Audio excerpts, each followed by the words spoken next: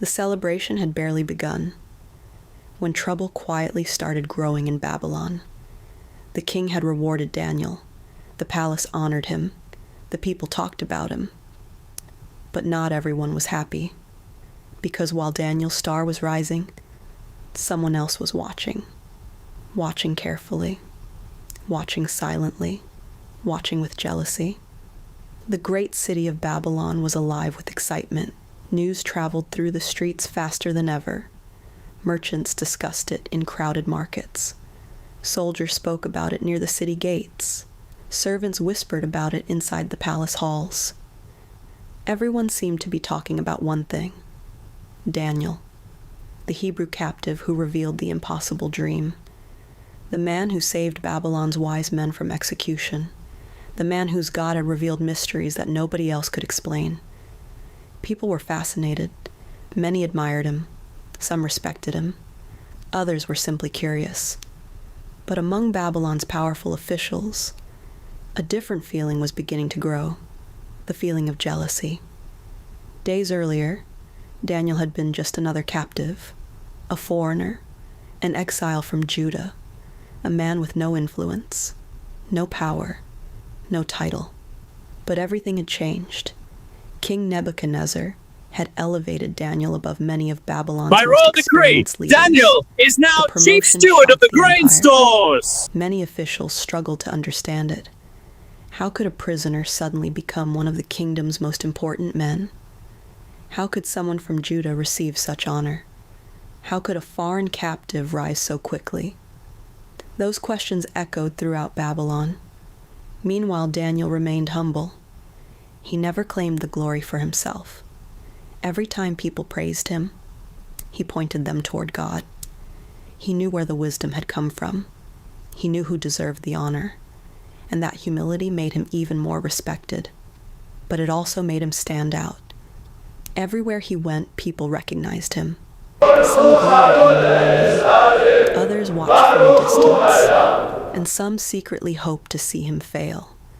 Yet Daniel refused to be distracted. He focused on the responsibilities the king had given him. Every decision mattered. Every action mattered. Because he now carried influence inside the greatest empire on earth. But Daniel was not alone. He remembered his friends, Shadrach, Meshach, and Abednego. Men who had prayed with him when death seemed certain. Men who had trusted God beside him. When Daniel requested positions for them, the king agreed. If you are new here, subscribe and follow this story to the end because the tension has just begun. Now all 4 Hebrews held important roles inside Babylon. Together they served faithfully. Together they worked with integrity. Together they honored God. And together they attracted attention. The people noticed something unusual about them. They were different. Different from many officials. Different from many advisors. Different from many leaders. They could be trusted. They refused corruption. They refused dishonesty. They worked diligently. And because of that, their influence continued growing. But as their influence grew, so did the resentment of others. Far from the palace throne room, a group of officials gathered together. Their conversation was tense. They discussed Daniel, his promotion, his growing reputation, and the favor he enjoyed with the king. One official slammed his hand onto a table. This should have been one of us.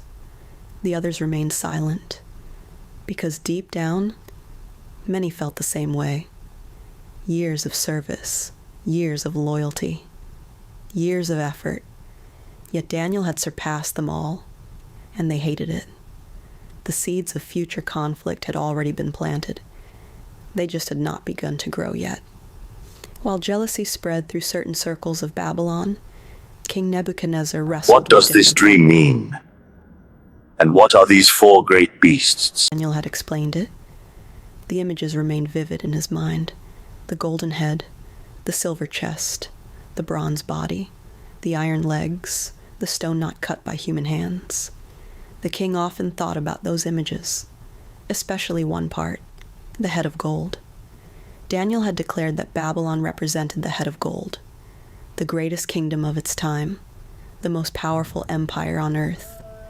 And the king enjoyed You are thinking that about head that, of gold and... perhaps too much, because slowly, almost unnoticed, pride began growing inside his heart.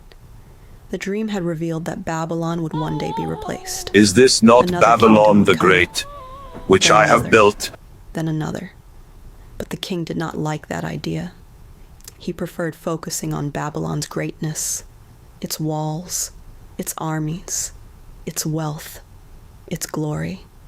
And every day he looked around the empire and saw evidence of his success. The city was magnificent. The palaces were breathtaking. The gardens were famous throughout the world. Everything seemed to confirm what he already believed. Babylon was unmatched. Babylon was powerful. Babylon was glorious. And Nebuchadnezzar sat at the center of it all. Yet pride has a dangerous way of changing how people think. The more the king admired his kingdom, the less he thought about the warning hidden inside the dream. And that would soon lead him toward a decision that would shake the entire empire. A decision that would test loyalty. A decision that would test faith. A decision that would force every person in Babylon to choose. But that day had not arrived yet. For now. The city celebrated. Daniel served faithfully. His friends worked diligently. And beneath the surface, 3 powerful forces were growing: jealousy, pride, and the coming test. None of them fully understood what was about to happen. But Babylon was moving toward a moment that would be remembered for generations. And when that moment arrived, the entire empire would be forced to bow, or suffer the consequences. The story was only beginning. Watch out for episode 10,